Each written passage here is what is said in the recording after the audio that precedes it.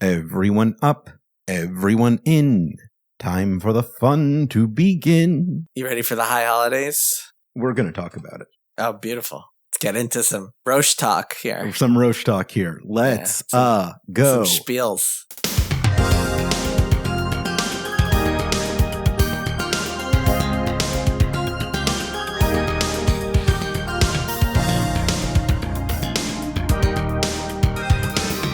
We've been through this episode too many times. Wake me when it's over. This is episode 357 of the Insert Credit Audio Magazine, where this time it's just me and a single guest. This week I'll be talking to Jason Schreier about his new book, Play Nice, detailing the rise, fall, and future of Blizzard Interactive. Jason, happy Rosh Hashanah. Happy Chag Sameach to you. Chag Sameach, Jason. It's exciting times. Good Yontiv. Good Yontif. It's an all-Jewish episode of Insert Credit. About time we get some Jews in the media. Yeah. Enough with the Goyim. By the time this episode comes out, I'm going to be in Florida for my traditional period between Rosh Hashanah and Yom Kippur that I spend with the family. What's your situation with the whole holidays? My situation is that I will be home with my family for Rosh Hashanah, but then get this, I scheduled this book tour without realizing that the holidays were going to be late this year, because they're always, as the Jewish expression goes, they're always either very late or very early, like there's no on time, right? So usually they're like September, but this year they're in mid-October. And so I scheduled this book tour, not realizing that I have a book signing in Los Angeles on the evening of Yom Kippur, which usually I wouldn't do. But, I was thinking about it and I realized that like Yom Kippur, for people who are out there who don't know, Yom Kippur is a holiday where Jews kind of ask for forgiveness for their sins. Yeah. And so I figure, what better time than to sin and then ask for forgiveness for it later that same night. So I'm going to go to this thing, do my thing, and then I'll be like, oh, it's Yom Kippur. Shouldn't have done that. Sorry. And I'll get away scot-free. Yeah, Rosh Hashanah and Yom Kippur are two of those holidays that are much bigger deals than Hanukkah, but you don't hear about them as much because A, they're the wrong time of year, and B, they're both kind of a bummer. The entire thing is like, that story about like ancient Egyptian mythology where you have to weigh your soul against a feather or you're damned to hell? Jews go through that every year. And that's what Rosh Hashanah and Yom Kippur are about. It's good stuff. Yeah. It's it's the eternal guilt of, exactly. It's built into the whole system. Jewish. It's fun times. Yeah. But, well, if you're a parent, then you know them because schools close on Rosh Hashanah and Yom Kippur. So it's like, you're like, what the heck? Like, why do I have to watch my kids today? Like for this holiday with a funny name that I've never heard of. Yeah, there's so many holidays this time of year. We're not even getting into Sukkot, which I also usually spend at home. Simchas Torah. Shemini Atzeret. Shemini Atzeret. Yeah, at that point, people just assume you're making them up.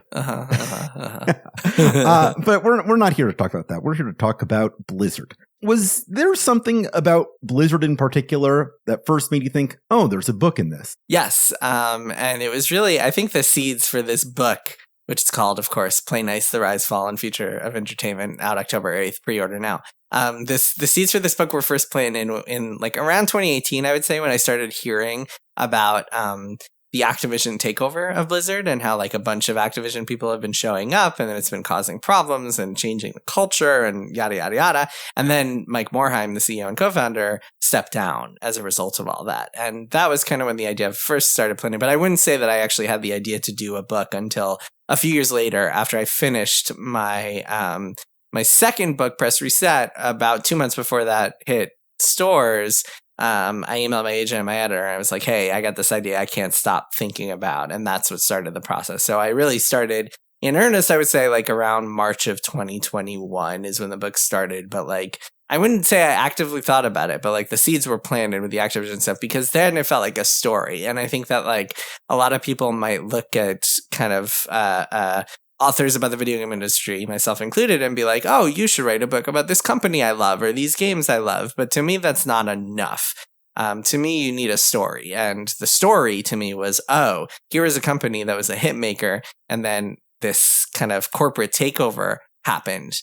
And that seems really interesting and is full of interesting characters and characters with conflicting goals that wind up at odds with one another. And then I started digging into the backstory. And it's funny, I'll tell you this. So you've read the book. You know how it's structured. The first third of the book is all about the early days of Blizzard, the 90s, early 2000s. And I had originally thought the book part we talk about on this show the most. Yeah, the retro, the good times, right? Warcraft, StarCraft, Diablo. I had originally thought like, oh, that's too old. I don't know. I want to focus just on the Activision part. So this book is really going to be about modern Blizzard. But then I started interviewing people who were there in the early days and just doing research.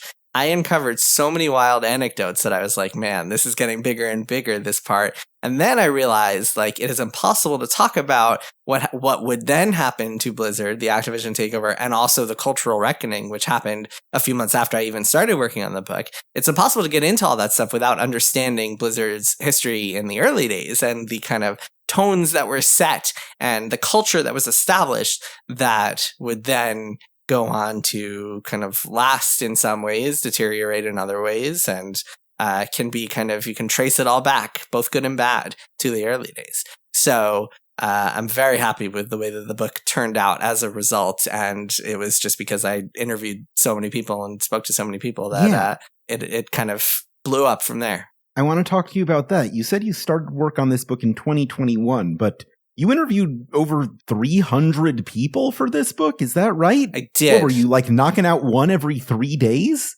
It was, some days more than one. Yeah, it was pretty intense. Although it was super fun. That's the fun part for me, is talking to people. Mm-hmm. It's the writing that's the hard part. Yeah, I interviewed about 350 people, 300 Blizzard folks, like current, former employees, and then 50 kind of periphery people. So everything from like Activision people to like competitors with Blizzard, like people from Westwood or like people who worked on EverQuest, to like personalities who were involved, such as the folks behind Leroy Jenkins, which is just a fun little couple of pages in there. You can't talk about Blizzard without him.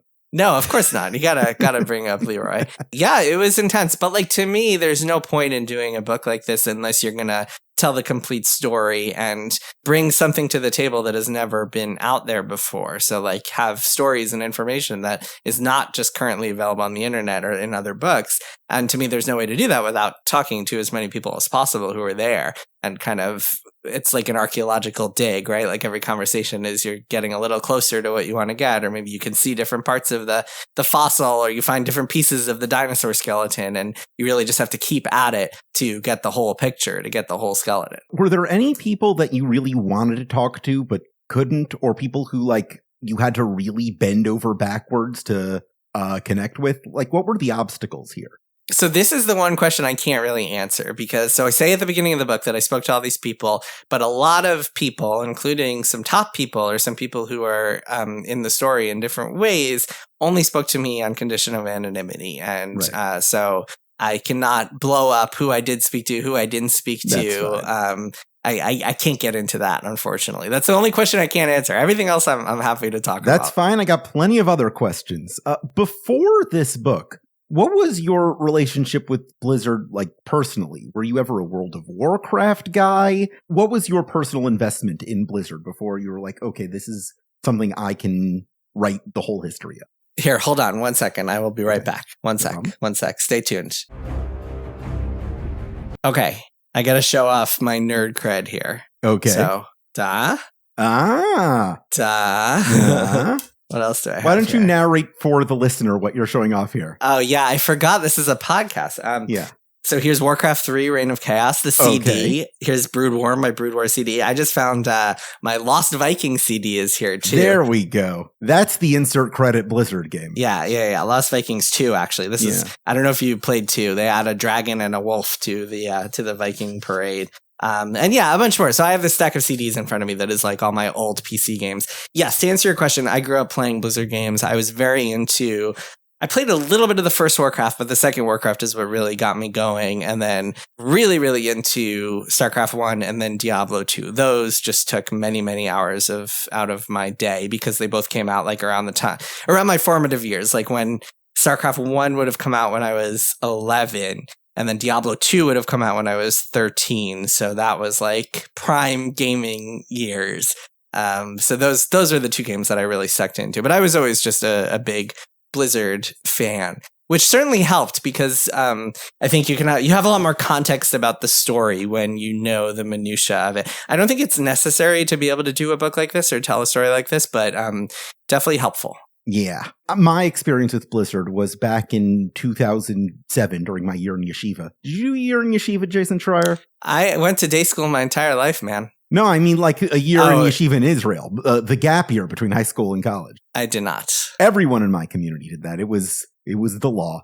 So I spent a year there where we basically got 1 hour of internet a day. And I used that to play World of Warcraft for 2 weeks. And after 2 weeks of 1 hour sessions, I get out of the starting area and I'm on a flying mount for the first time. And I see just how big that world is. And I'm like, if I keep doing this, I'm going to be just a World of Warcraft guy for the rest of my life. So I just shut it down right there. Probably a good idea. Seeing a grim specter of the Christmas yet to come. You saved yourself some problems, I think. Be this my grave or just some possible future.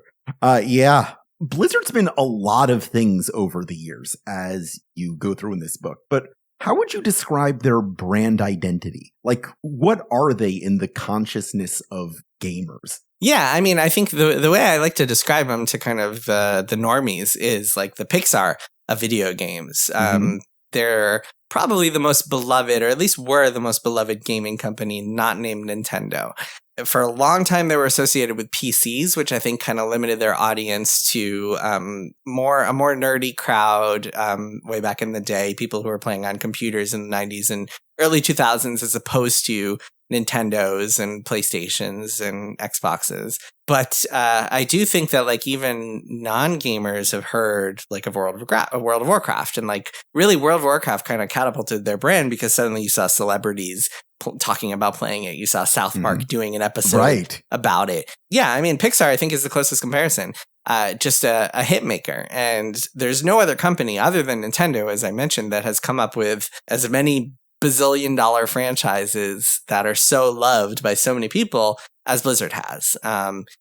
Blizzard has probably $5 billion franchises in Warcraft, StarCraft, Diablo, Hearthstone, and Overwatch, and that's pretty nuts. Like a lot of game companies have hits, but not quite along those lines. No, yeah, it's kind of a singular thing, except that it's been absorbed by a company that was absorbed by another company that was absorbed by another company. And one of the running things on Insert Credit in the past few years has been the fact that like we always feel this pressure to talk about these huge corporate mergers when they happen, but it ends up always kind of being the same glum story every time of just like hyper late stage capitalism diluting everything we love. When did this whole corporate culture of mergers and acquisitions become a part of the video game narrative? And has anyone ever actually benefited from it? I think people think it happened much later than it did, but the Blizzard story is kind of evidence that it didn't, because Blizzard, not a lot of people realize this. A lot of people think that Blizzard was independent and then merged with Activision and that ruined everything, but that is not at all what happened. What happened was Blizzard was independent for 3 years of its existence, from 1991 till 1994. And then in February of 1994, Blizzard was purchased by Davidson and Associates, the edutainment company behind Math Blaster. And they became, and Blizzard was independent no more. It would never be independent again after that. And so that was around the time when, so Davidson, of course, was purchased by CUC, a mail order catalog company, and CUC, before it went on to be investigated for massive fraud, a story you can read about in the book, it also purchased Sierra, and Sierra and Blizzard were grouped together for a long time, despite being competitors in the PC space for a while before that. And it's really interesting. It's kind of like you saw that M&A stuff happening in the 90s, so way before the modern day of like Xbox buying everything and it seeming like Warner Brothers merging with Discovery and all the other kind of crazy acquisitions you have today. That was happening in the 90s too, so certainly not a new phenomenon. Yeah, the one that comes to mind for me is Square Enix. I think the only time everyone was like, oh, it's good that this happened. That's true. Yeah, that was the early 2000s, and probably worked out for the best for all parties involved. Sometimes it works. Like, didn't Sega kind of save Atlas from bankruptcy? Isn't that how that worked? Yeah, I'm not sure. It was, I don't know. I don't want to speak out of turn here, but from what I remember, Sega had like investments in Atlas before that, right? Before the full, like, I don't know. I don't remember exactly what happened there. But that also, I mean, Atlas was such a niche. When it's like a niche company getting gobbled up, but you never know what's going to happen behind the scenes, right? Like sometimes smaller companies get bought and things seem great for a few years and then the other shoe drops, or like there's a change in management and that impacts the people who decided to buy the smaller company might be gone, and then the new owners are like, actually, we have different ideas about how things should be run over here. And that's something we could totally see happening with like Xbox's ownership of small studios like Double Fine or something. You could see Double Fine is a good example, actually, because Double Fine probably would have gone bankrupt if not for Microsoft buying it. Anyone who's watched the Double Fine documentary, Psych Odyssey, which I highly recommend, it's kind of evidence that like they would not have survived COVID if they did not have a corporate owner, or at least they would have released a mediocre game, been forced to. But, and that's all well and good as long as Phil Spencer's in charge. But like if someone else took charge and was like, what the heck is this Double Fine thing? I don't care about this. You never know what might happen. So what seems like a savior could turn into your demise, depending on how the following years go. That takes me to the point where I get to ask about some of my favorite personal bugaboos about Blizzard. Please do. I have the expert here in the room, so now's the time to address them. I want to talk about the thing that fascinated me the most about Blizzard as a kid. The concept of the loremaster. I always heard about this guy whose whole job was to know everything about World of Warcraft or whatever. And it's like, that's a job you can have? And like every so often video game media, like in print magazines or whatever blog would be like, yeah, this is a real thing. Did you ever get to talk to one of those guys? What is their actual deal? Yeah, there are a few people. I believe they call them historians within Blizzard.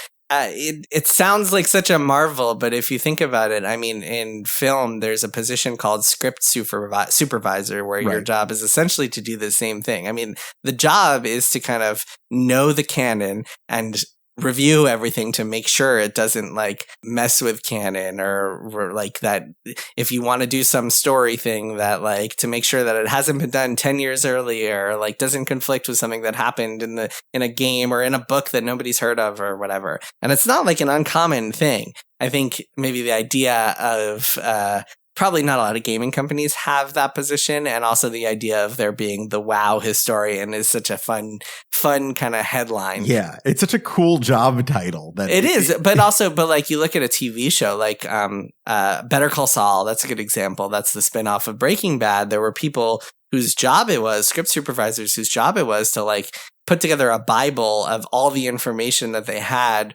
from Breaking Bad and all of Better Call Saul, and then like use that to make sure there were no errors of continuity as they went.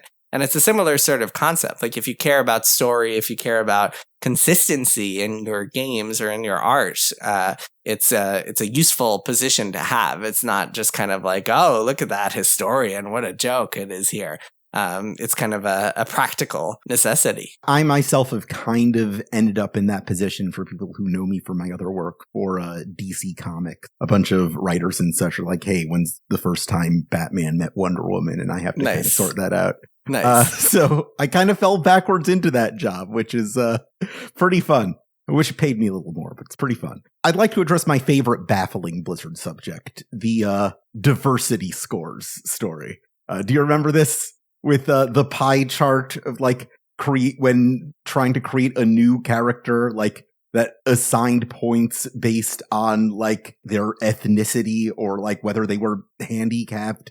Like, did you ever figure out what the hell was going on there? Yeah, that was something that I believe was created by King. Let me double check that. Yeah, it was developed by King, and I think it was made public. I haven't talked to anyone at Blizzard who's ever actually used it or needed it, or thought about it. Like, it's one of those things that is like, if you can imagine how a big company works, you can imagine someone deciding to like greenlight this project and have 5 people work on it. and they come back with it and they're like, hey, this doesn't actually do anything that would be practical for us, but here it is. And then somehow it gets put on the blog to show investors that they care about DEI, because this was the period, things have sure changed now, but this is the period like 21, 22-ish, when every company was trying to show shareholders that it cared about DEI.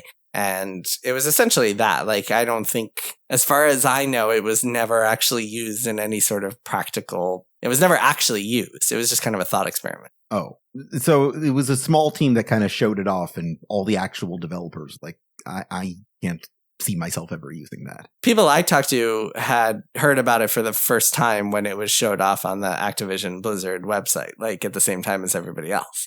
I think it almost feels like a Gamergate boogeyman to be like, look, they're using a DEI tool, a diversity tracker. That's how bad things have gotten. But like, normal artists and creative people do not think like that. Like, they think of like, okay, like, I want to make sure that different people are represented. Hey, ideally we'll have a Black person in here who can create a Black character and make sure it feels authentic, and let's just do it that way. Nobody is like, oh man, we're making a Black person now, let's make sure we get our diversity tracker to make sure that we're doing it right. Like, it's absurd. I think there are a lot of myths about what the kind of hierarchy was behind the scenes at Blizzard. Like, one thing I'd really like to know is, how important was Bobby Kotick to the whole game development process? He was in there every day, just working his ass off, testing the games, making sure that the levels were on par. Tightening up those graphics? Tightening up those graphics on level 3. Mm-hmm. Bobby, he was the CEO of Activision Blizzard. He entered the picture for Blizzard in 2007/2008 when Activision merged with Vivendi Games to form Activision Blizzard. And I would say that he is kind of, I mean, as the CEO, he is kind of delivering edicts from below and relying on a whole bunch of lieutenants to handle things for him. He's also talking a lot to the CEO of Blizzard, Mike Morhaime, about like what he wants to do and what his visions for the company are. And on a high level, he's pretty involved. As I alluded to earlier, the Activision takeover was essentially him being like, look, Blizzard is screwing up. I need to get in there, get some adults in the room, and fix things. That's essentially what his kind of goal was in the more recent years of his tenure there. And did he accomplish them? I mean, has Blizzard released a new WoW expansion every year? So here's what happened. I mean, I'll give you kind of the short version of the story at hand here, which is that Blizzard, for many, many years, as I mentioned, had shuffling corporate parents. And the people in charge, Mike Morhaime, Alan Adham, Paul Sams, the people in the upper layers of Blizzard, were always able to stave off corporate interference because they were able to say, look, CUC, Davidson, Vivendi, whoever, if you give us time and you're patient with us and you let us delay a few times, we will give you hits and they will make you tons of money. Each of our games is growing every single year. Every game is selling more than the last one. We will give you sequels and spin-offs, and we will deliver for you. And for a very long time, that was true, culminating in World of Warcraft, which was the biggest game on the planet for a long time. Then, when the Activision takeover happened, the Activision merger happened, that remained the case for a few years until 2013. And in 2013, two things happened. One is that Bobby Kotick kind of engineered this deal to get Vivendi out of the company and to essentially make it independent and give himself way more control over operations at all of Activision Blizzard.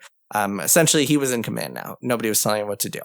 The second thing that happened, and this is more important, is that Blizzard canceled Titan. And Titan was this secret project in development for 6-7 years, supposed to be the next big thing from Blizzard, the next World of Warcraft, the successor to World of Warcraft, supposed to make $1 billion. Instead, it all fell apart, and it was mismanaged, and it was just a debacle. Bobby looked over at Blizzard and at Morhaime and was like, hey, you made this promise. So you guys have always said, if we give you time, if we give you autonomy and agency, you will deliver hits. This is not a hit. This is you delivering a big failure. Right. What are you going to do about that? And then that is what was kind of the beginning of him pushing them to hire a CFO and kind of putting more people in there, putting more pressure on them, et cetera, et cetera. And then you add that to this kind of constant pressure to be releasing games and expansions and content on a more frequent cadence, which was always Bobby's MO and Activision's kind of way of operating. Bobby would come in and he would be like, hey, like, why aren't you releasing WoW expansions every single year? Why aren't you hiring 500 more people to do that, to make that possible? And it was just a constant battle between Blizzard and him and Activision about the future of the company and what that might look like. And that became the struggle that eventually led to Morheim leaving. And then when he did leave, Bobby certainly was able to take more of an influence on things. And you definitely saw a lot more Activision in the years that followed, 2019, 2020, 2021. Whether they were successful in actually executing on what Bobby wanted, almost certainly you could say the answer to that is no. They did not make games any faster. They did not release expansions more quickly.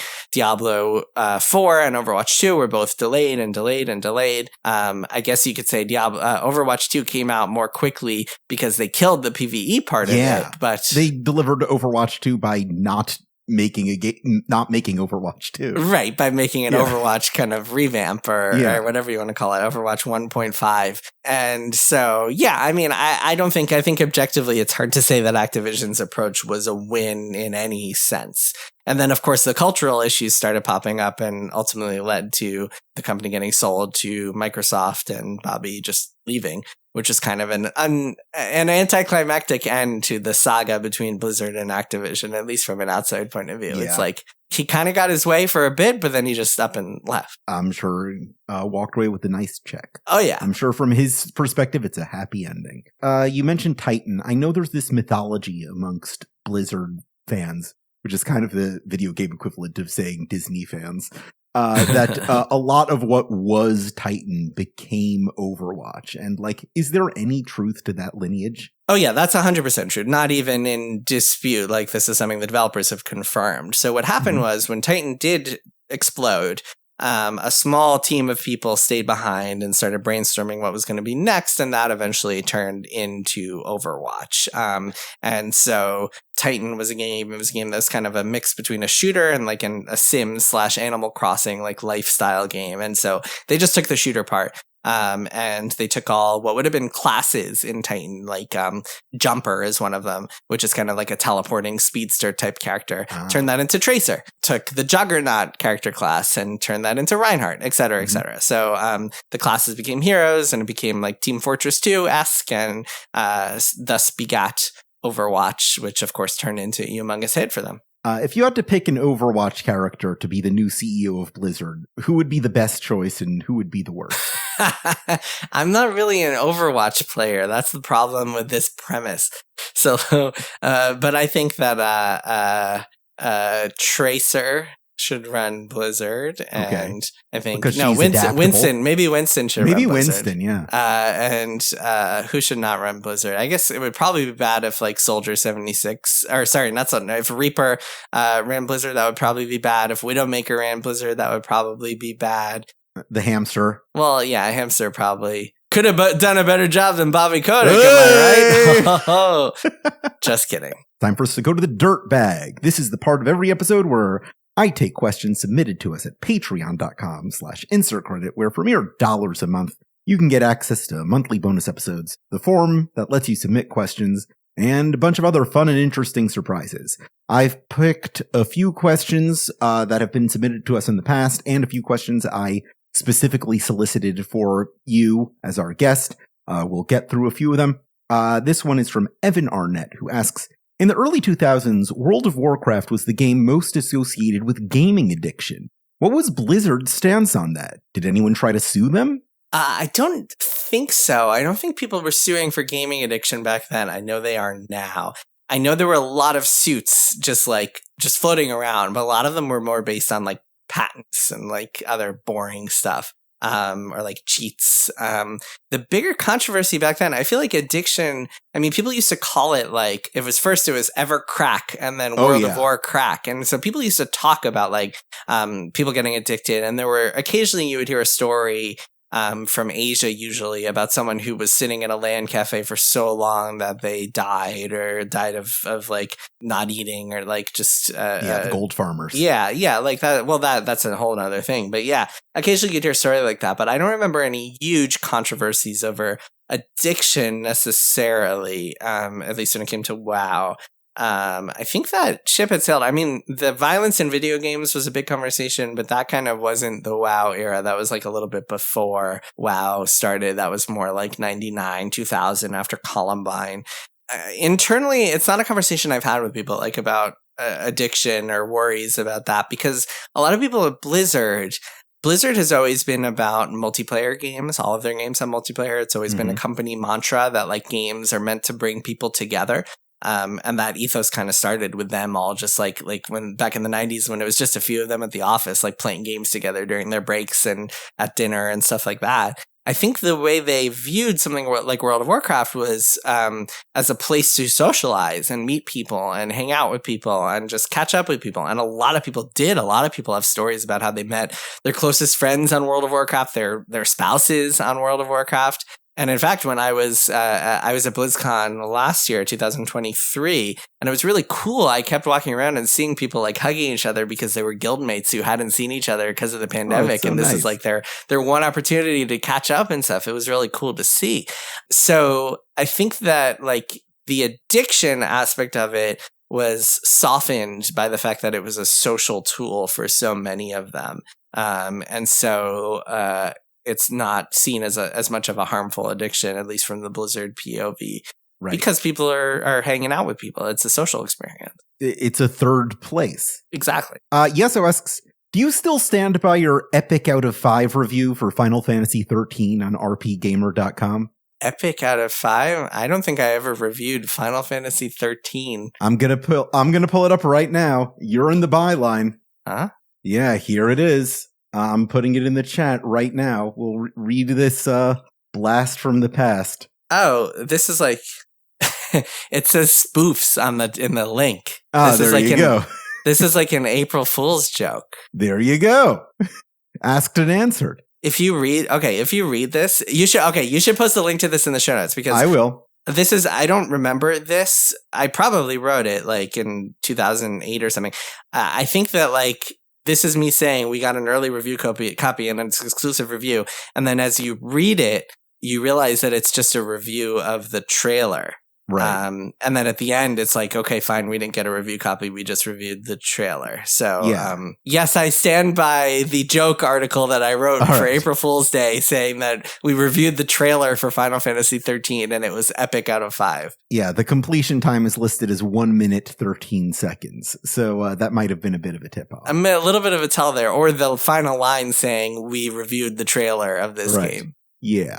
Aleph asks, what is the day the clown cried of video games? The what? This is a thing. The day the clown cried. Of video. Yeah, this is a thing we keep bringing up on Insert Credit for some reason. The mythology has been lost to time. It's some kind of like 5th permutation of the Citizen Kane of video games question. Got it. I assume it's a Simpsons reference. A bit. No, The Day the Clown Cried is a famous Jerry Lewis film about a clown. But of course, it's also when Krusty does his whole thing. Isn't that what it's also? Doesn't Krusty have like a whole like The Day the Clown Cried? He might, but I think it's that itself is a reference to The Day the Clown Cried. Right? No. That's what I'm saying. But that's what I always. Hold on, I'm gonna find this. Oh, the clown stays in the picture is the reference? No. I don't know, whatever. Anyway, I just think, or The Day the Clown Died or something. I don't know, whatever. What is The Day the Clown Cried? Okay, so yeah, like a game that never came out that is like the kind of infamous, like, there are a lot of them. I mean, for Blizzard, it's definitely Titan is the one that kind of hangs over everything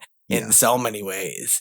Because it cost them so much money, cost them so many opportunity costs, and just kind of like overshadowed so many of their projects in the years that followed. But overall in the video game industry, I mean, I think for your audience, probably Final Fantasy Versus 13 is a big one.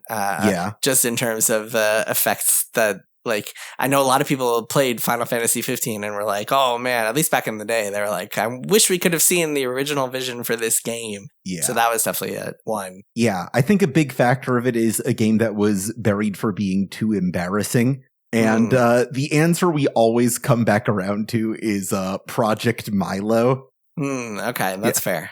That's fair. But God, Peter, the footage of Peter Molyneux just showing off that thing is extremely funny, though. He's so proud of it. It's great. The future of video games. Is that the story? So The Day the Clown Cried was buried for being too embarrassing. Yeah, it was Jerry Lewis like, this is like a story about a clown in the Holocaust. I don't want anyone to see this. Got it. Okay. And like just now, because he's been dead, we're starting to see footage of that movie. That is funny. Yeah. This is a question I ask most of our guests who have written a video game book.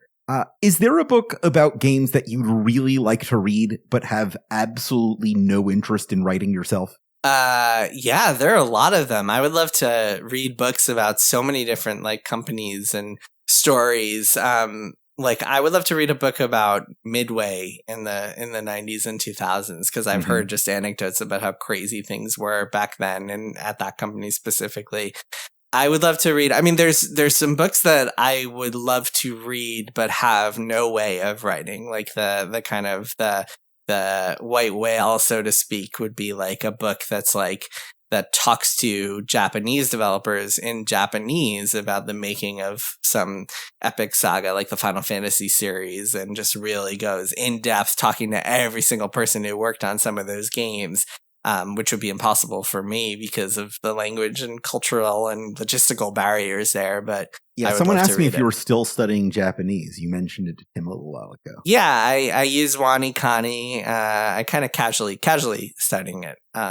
For sure, but like we'll never have enough I have two small children, so I will never have enough time to be able to speak it fluently enough that I can. I also, because I have two small children, would never be able to go to Japan enough and spend enough time with people to be able to do my kind of white whale of a book. But that's the one I would love to read / would love to write if it were logistically possible, which is like the entire story of Final Fantasy from the 1980s and Sakaguchi and his team all the way up until the dramatic twists and turns, like the movie, the kind of the drama of like of different people like going in and out and directing and leaving, and some people staying the same, and then Sakaguchi reuniting with Square now for Fantasian. There's just so many good twists and turns in that story, but like there's no point. I don't really, like I said before, I wouldn't want to do a book unless I brought something to the table that had never been done before, that has never been revealed before, that sort of thing. And so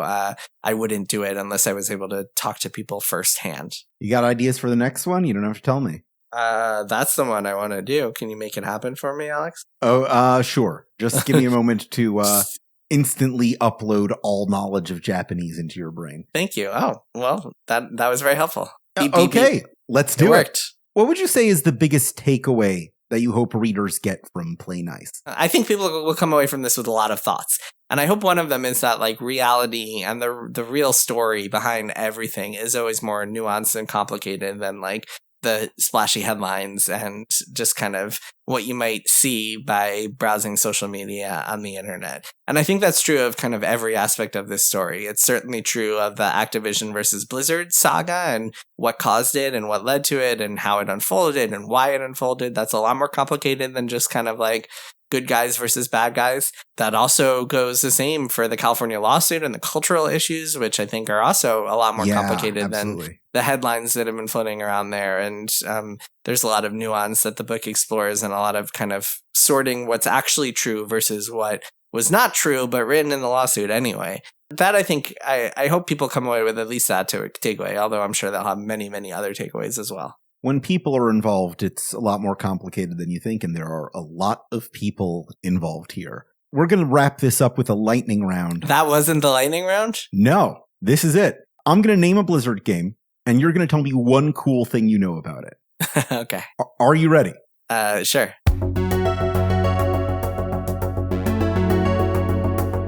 We'll start with Lost Vikings. Started off with 100 Vikings and was narrowly whittled down to 3. Or gradually whittled down to 3. The Death and Return of Superman. There was a whole controversy over whether or not Superman could kick. I think at the end of the day he could not, which was controversial. Oh, that's good. Diablo. Named after a mountain that creator David Brevik lived nearby. StarCraft. Was originally, at one point, for a very brief amount of time, a Star Wars RTS game. Whoa. World of Warcraft. People thought it would fail. That itself is pretty good. Hearthstone. Started off fun fact, started off as a digital version of the WoW trading card game, but the director, Eric Dodds, tried to take what's called a judge test, which is like basically it gauges your understanding of the rules of the trading card game to see if you could potentially be a judge in tournaments. And so this guy, Eric Dodds, who was charged with being director of the digital version of the WoW trading card game, took the judge test, failed it, looked around at his team and was like, we are not making a game based on these rules. And wound up directing what would become way more appealing and brilliant Hearthstone. Overwatch. Okay, here's a fun one. Bobby Kotick, the one and only, wanted to delay this game from May to November because he thought for games to be big, they needed to be in the holiday season. What a call. It was not, by the way. The developers said no and released it, and it did well. StarCraft Ghost. Was in development at two different places before it was ultimately canceled. And fun fact, ultimately canceled, I think the biggest reason it was ultimately canceled was because it was for, at the time, the Xbox generation / PS2 generation, and the Xbox 360 / PS3 were about to come out, and Target and Walmart wouldn't put the older games on their store shelves, in the front of their stores.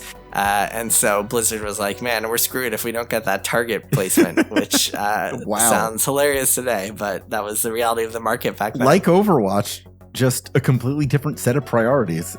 Titan. I talked a lot about Titan, but I think a fun fact about it is that they prototyped so many mechanics that were meant to be. So I mentioned before, it's kind of like a cross between a shooter and The Sims. And so during the daytime, you would be this person living a civilian life. And they prototyped running a store, farming, fishing, bartering, all this crazy stuff that would just never see the light of the day. But it was prototyped. That's great. And finally, Odyssey. Was canceled. Yeah, Odyssey is a survival game, of course, was canceled earlier this year. A fun fact is that it was originally prototyped on the Unreal Engine, and some people who worked on that prototype were like, man, we could put this on Steam right now after a year of work, and it would be cooler and more popular than any other survival game out there.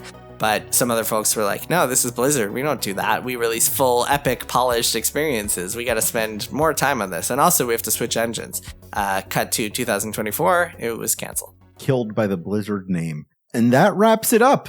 Do you have anything other than Play Nice that you would like to recommend to our listeners? Anything you've been working on, or anything you've been enjoying, or anything you just think people should check out or invest themselves in? Yes. So my podcast, the Triple Click podcast, which I co-host with Kirk Hamilton and Maddie Myers, we just announced that we are doing this really cool thing this fall, really cool one-off special called Triple Quest, which is a 3-part D&D campaign that we're doing. And we're really proud of it. And so we were like, hey, we want to do a D&D campaign. The three of us were talking.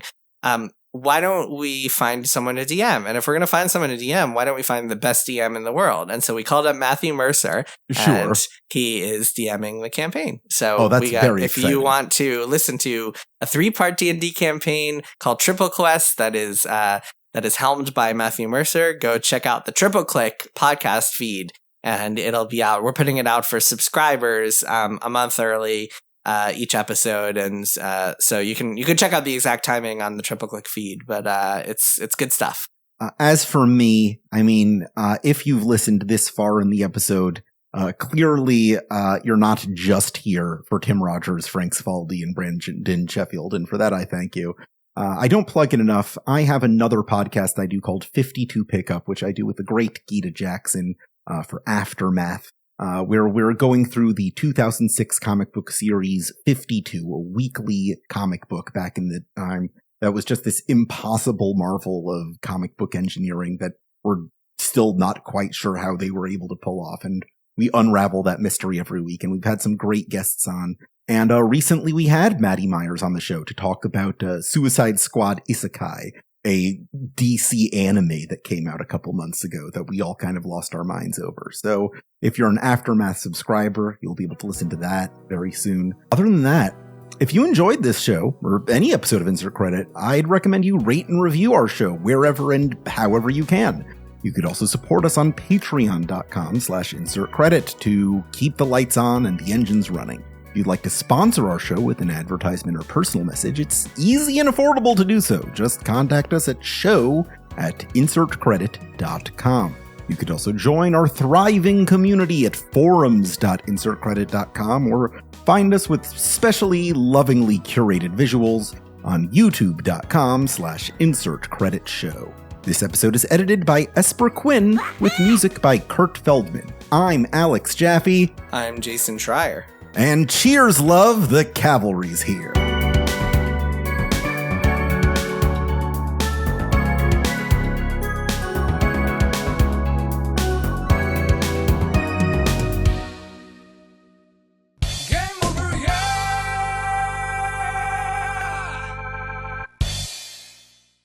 There we go. We did an episode. Thank you. Cool.